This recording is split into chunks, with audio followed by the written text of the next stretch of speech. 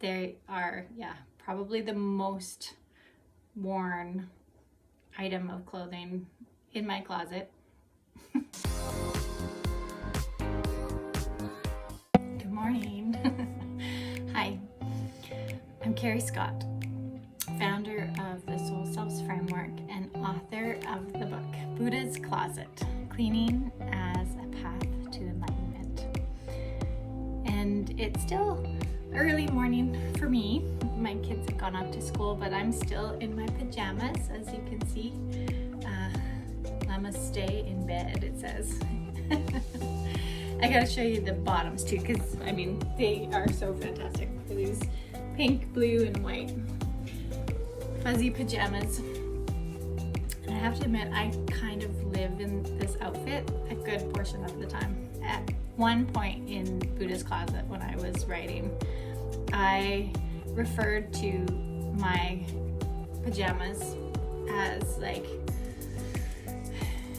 trying on a certain modality for the first time. Veda Vedanta is the modality that I'm speaking of, and when I encountered it for the first time, it was like coming home in a lot of ways. I've been writing the Soul Selves Framework and spending much of my time thinking about things in relation to the framework, and when I started reading about Veda Vedanta, the parallels between my thoughts with the Soul Selves Framework and the teachings were so consistent, and they just supported each other so strongly, and there was so much that I could take from Veda Vedanta and apply in theory into the Soul Selves Framework. And so when I spoke about that, or when I wrote about that in Buddha's Closet, I used this sort of metaphor or simile that like Veda Vedanta was like putting on these pajamas, my fuzzy llama pajamas. These were a gift, a Christmas gift many years ago, and they are probably the most worn item of clothing in my closet. So they're often out of my closet or in my laundry basket.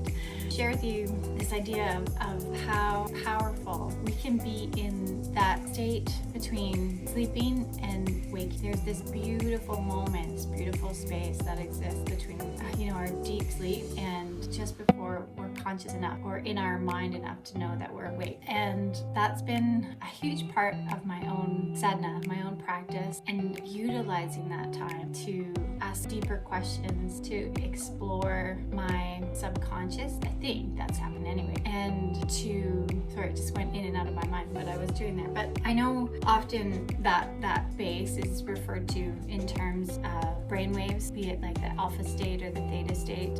I like to think about it in terms of consciousness. And when I really connected with it was when I was having a nap on the couch. I'm a big sleeper. Just to put that out there, like I love sleeping, I love napping, I thrive the more that I sleep.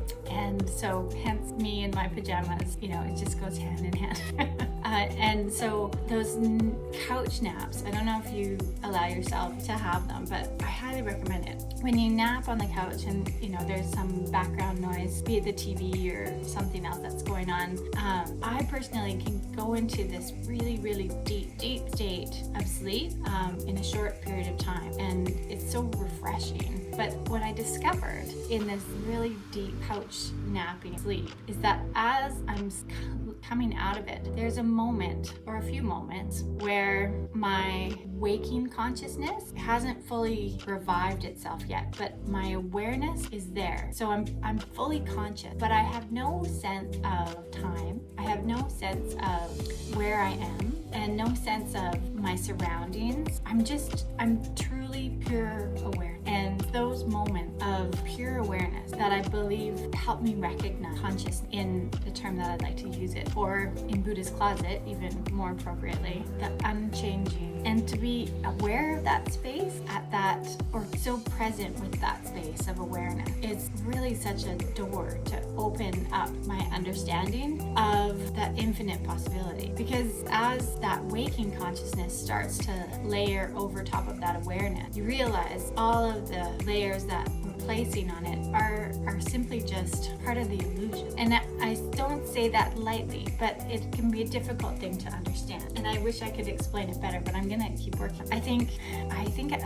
I understand it because I've experienced it, but to explain it in words, again, that's where things tend to break down a little bit, because we're so identified. As human beings, we're so identified with this waking consciousness, and all of the labels and identifiers and terms that we've given time and space and sensation and all of these things that help us thrive and exist in a society in this waking conscious place of living in human being. But underneath all of that, when we peel back all of those layers and those definitions and those beliefs, all of the thoughts that go along with it, we are simply just this pure awareness, observing all of those things that help us navigate life human beings. And so I invite you, if you don't already do that, to begin to explore that space just as you're starting to awake, just as your awareness is tuning in and there's a connection between your body and your mind, but you haven't fully awoken to this wake consciousness. This is where the terminology gets really complicated sometimes, because we use the term, awakening in terms of awakening to our spirituality or awakening to consciousness, but now I'm using it in terms of awakening to our actual waking consciousness. And so I hope I'm not confusing the issue too much, but as I said, I invite you to explore what's going on with your sensations, with your thoughts, with your awareness, just as you're starting to rise in the morning. And it's such a powerful time to be able to connect with your higher consciousness, if you believe that part of your existence, and to listen. I guess that's really a big part of it, is to be able to listen to your intuition and ask questions maybe about something that's ailing you, or something that is bothering you, or maybe you have curiosity about something. It's a great time for me, honestly. This is a great time for me to connect with the soul of the books that I'm writing. So I believe that every book that I've written has its own soul. And so when I'm in that sort of semi-conscious state, I like to invite the soul of Buddha's closet, say, to tell me what the next step is that I should follow on this journey that I'm on with this book. And, something will drop in, and I have the capacity to be able to receive that, and the capacity to be able to hear that and listen in that stillness that is between me. So thank you for listening to this little exploration, and I'd love to know what sort of experience do you have in that video. You played around with it or going to play around. As always, like this video, subscribe to the YouTube channel if you haven't already, and please feel free to share this video and stay tuned.